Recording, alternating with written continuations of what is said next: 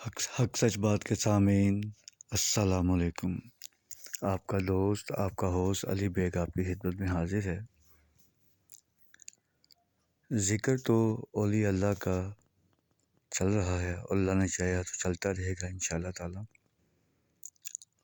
مسئلہ یہ ہے کہ جو جتنی بڑی سرکار اللہ پاک کے قریب ہیں،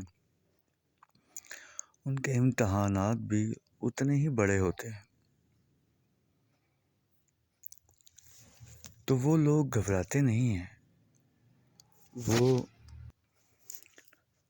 وہ ڈٹ کر ان امتحانوں کا، ان مشکلوں کا سامنا کرتے ہیں اور اللہ پاک کے کرم سے سرخرو ہوتے ہیں، کامیاب ہوتے ہیں، اور یہ کامیابی ہی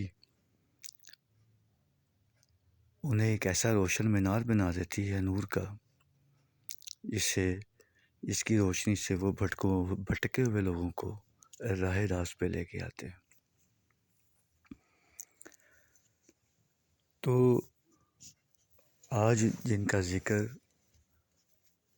کہ صرف چند ان کی زندگی کے پہلو جو انہوں نے گزارے ہیں وہ آپ سے شیئر کروں گا۔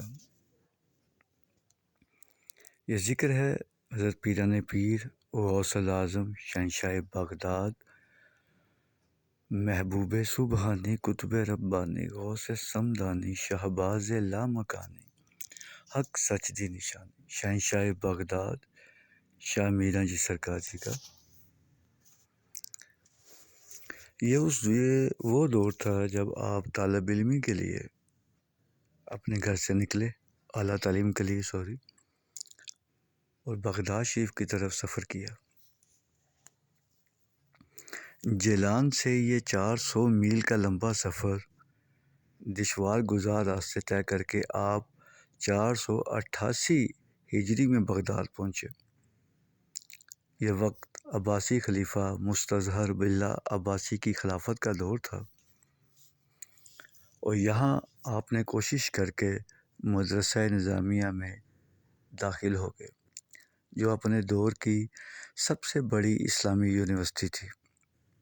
وہاں عالم اسلام کے قابل ترین اساتذہ پڑھایا کرتے تھے، مگر یہ مشکل یہ تھی کہ بغداد اس دور کا سب سے زیادہ ترقی یافتہ شہر تھا، جہاں اخراجات کی بھرمار تھی، اور آپ کے پاس صرف وہی 40 دینار تھے جو آپ کی امی نے آپ کے کتے کے نیچے سیے تھے، اور جس کی برکت سے، اور جو نصیحت کی تھی اس کی برکت سے پورے کا پورا ڈاکوؤں کا گروہ مسلمان ہو گیا اور رائے راست پر آ گیا، توبہ کر لی۔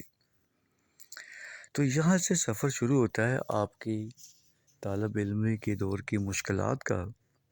وہ اتنی ٹف ہیں کہ اللہ اللہ،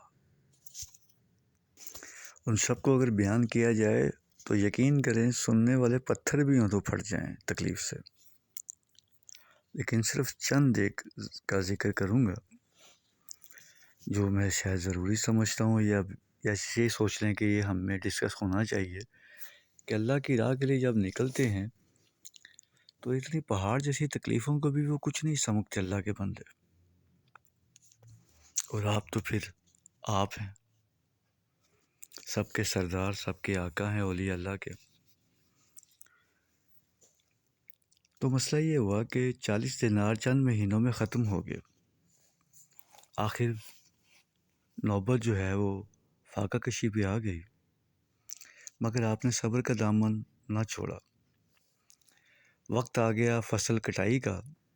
اس زمانے کا دستور تھا فصل کٹنے کے موقع پر مدرسے کے کچھ طالب علم مل کے گروہ بنا کے تو وہ گاؤں میں چلے جاتے تھے قریبی، اور وہاں جا کر ذمہ داروں سے اناج مانگ لاتے تھے۔ اس بار طالب علم کا گروہ ایک جانے لگا تو اس نے ضد کر کے آپ کو بھی اپنے ساتھ ملا لیا، اور وہ قریبی گاؤں یعقوبہ میں جا کر وہاں کے ذمہ دار سے اناج مانگنے کے لیے نکل پڑے۔ یعقوبہ پہنچے تو وہاں کے مشہور بزرگ شریف یعقوبی نے جب آپ کو دیکھا کہ آپ کی پیشانی پر نور کی شعائیں نکل رہی ہیں، تو دیکھ کے مسکرائے اور بڑے پیار سے فرمایا کہ بیٹے، طالبان حق اللہ تعالیٰ کے سوا کسی کے سامنے ہاتھ نہیں پھیلاتے۔ غلہ مانگنا تمہارے شایان شان نہیں ہے۔ خیرات نہ مانگنے کی یہ نصیحت اس وقت آپ کے دل میں ایسی بیٹھی کہ عمر بھر آپ دوسروں کو بھی سوال کرنے سے منع کرتے رہے۔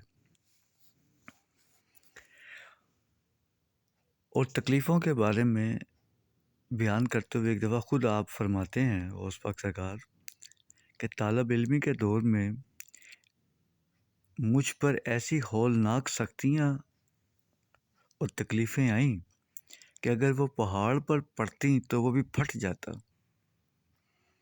اللہ اللہ، ایسی تکلیفیں جن کا اظہار آپ خود فرما رہے ہیں، تو ان کا عالم کیا رہا ہوگا۔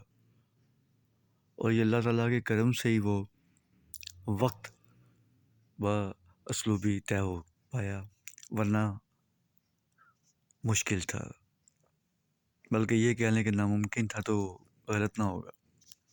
تو آپ فرماتے ہیں کہ جب اس حد تک تکلیفیں میرے پہ آئیں تو میں زمین پہ لیٹ جاتا اور پڑھنے لگ جاتا کہ فَإِنَّ مَعَ الْعُسْرِ يُسْرًا إِنَّ مَعَ الْعُسْرِ يُسْرًا، کہ بے شک تنگی کے ساتھ آسانی ہے، بے شک تنگی کے ساتھ آسانی ہے۔ اسی طرح مصیبتیں سہتے سہتے فاقوں پہ فاقے کرتے ہوئے آپ علم دین حاصل کرتے رہے، مگر اسی دوران ایک اور بڑی مصیبت قحط کی شکل میں پڑی کہ قحط اتنا سخت اور شدید تھا کہ لوگ درختوں کے پتے تک چاڑ گئے۔ سرکار فرماتے ہیں کہ میں بھی سبزے کی تلاش میں دریائے دجلہ جاتا، مگر وہاں لوگوں کا اتنا ہجوم ہوتا کہ آپ صبر کر کے واپس چلے آتے، کیونکہ پیٹ بھرنے کے لیے لوگوں سے چھیننا جھپٹنا آپ کو پسند نہ تھا۔ فاقوں پر فاقے کرنے سے آپ کا چہرہ زرد اور جسم لاغر ہو گیا تھا۔ اسی حال میں ایک بار آپ بغداد کے محلہ قطیہ شرقیہ سے گزر رہے تھے کہ کسی بندہ خدا نے آپ کو ایک پرچہ خیرات دیا، جسے دکھا کر آپ نے بازار سے نان و حلوہ حاصل کیا۔ ابھی اسے کھانے کے لیے ایک ویران مسجد میں داخل ہوئے ہی تھے کہ وہاں ایک اور پرچے پر نظر پڑی جس پہ لکھا تھا، خدا کے شیر دنیا کی لذات سے بے نیاز ہوتے ہیں۔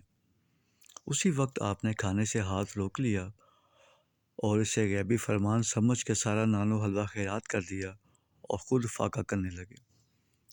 اس خوفناک ترین قحط کی خبر دور دور تک پہنچی، اور جب آپ کی والدہ نے یہ خبر سنی تو آپ کا کلیجہ منہ کو آیا اور اپنے نور نظر کو امداد پہنچانے کے لیے بے قرار ہو گئیں۔ ادھر آپ فاقوں پہ فاقر کر رہے تھے اور نڈھال ہو کر ایک مسجد میں پڑھتے لیٹے ہوئے تھے کہ آنکھوں میں دم آ چکا تھا۔ اتنے میں آپ نے دیکھا کہ ایک اجمی نوجوان کہیں سے بھنا ہوا گوشت روٹی لے کر مسجد میں داخل ہوا۔ ایک طرف بیٹھ کے کھانے لگا کہ آپ کو وہاں دیکھ کے اس نے ضد کر کے آپ کو بھی کھانے میں شریک کیا۔ آپ نے کھانا کھایا اور کھانے کے بعد جب باتیں شروع ہوئیں تو اس کو پتہ چلا کہ آپ جیلان کے رہنے والے ہیں۔ تو وہ شخص بولا کہ میں بھی جیلان کے رہنے والا ہوں اور ایک طالب علم عبد القادر کی تلاش میں ہوں۔ جب اسے باتوں باتوں میں پتہ چلا آپ کی زبان سے کہ وہ عبد القادر آپ ہی ہیں تو وہ بے قرار ہو گیا، آنکھوں میں آنسو آ گئے، عاجزی سے کہنے لگا کہ بھائی جان مجھے معاف کر دیجئے، میں نے آپ کی امانت میں خیانت کی ہے۔ آپ کی والدہ نے میرے ہاتھ آپ کو 8 دینار بھیجے تھے، میں نے آپ کو بہت تلاش کیا مگر آپ نہ ملے۔ اس دوران میرا اپنا جیب خرچ ختم ہو گیا اور فاقے سے مجبور ہو کر میں نے آپ کی امانت سے یہ نان اور گوشت خریدا جو میں نے اور آپ نے مل کے کھایا۔ اس طرح آپ نے تو اپنا ہی کھایا مگر میں آپ کا مہمان بنا، خدا را میرا قصور معاف فرما دیجیے۔ اور سرکار تو ہے ہی محبت اور پیار کا ایک دریا کہہ لیں، سمندر کہہ لیں۔ کیا بات ہے آپ سرکار کی، ٹھیک ہے۔ آپ سرکار صلی اللہ علیہ وآلہ وسلم کی آل پاک ہیں، آپ کا روپ ہے۔ درگزر کرنا، عطا کرنا، اللہ اللہ، صبر کرنا، شکر کرنا، عطا کرنا، یہ سب آپ کے اپنے نانا جان کا ہی، اپنے نانا جان کا روپ ہے، اپنے نانا جان سے ہی سیکھا ہے، اپنے نانا جان کے ہی راستے پر، آپ کے نقش قدم پر چل رہے تھے۔ تو اسی پہ چلتے چلتے آخر انہی فاقہ مستیوں کے ساتھ ساتھ علم حاصل کرنے کا حوصلہ پروان چڑھتا رہا۔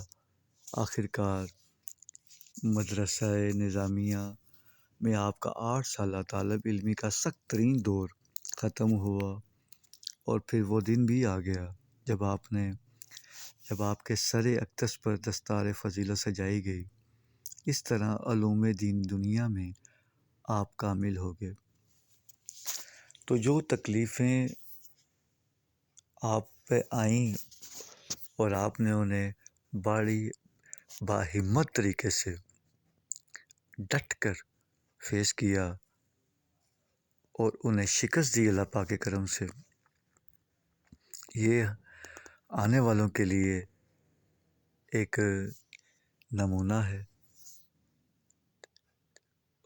جس کو دیکھ کر سمجھ کر پتہ چلے کہ ان راستوں پر چلنا ایک تو آسان نہیں ہے، دوسرا چلنا ہے جب تو پھر گھبرانا نہیں ہے۔ کیوں؟ اللہ کے شیر گھبراتے نہیں ہیں۔ تو انشاءاللہ تعالیٰ آج تک کے لیے اتنا ہی۔ انشاءاللہ تعالیٰ اب آگے دوبارہ آپ سے ملاقات ہوگی ایک نئی ویڈیو کے ساتھ۔ اپنے گھر والوں کا، اپنے ہمسایوں کا، دوست احباب کا خیال رکھیے گا۔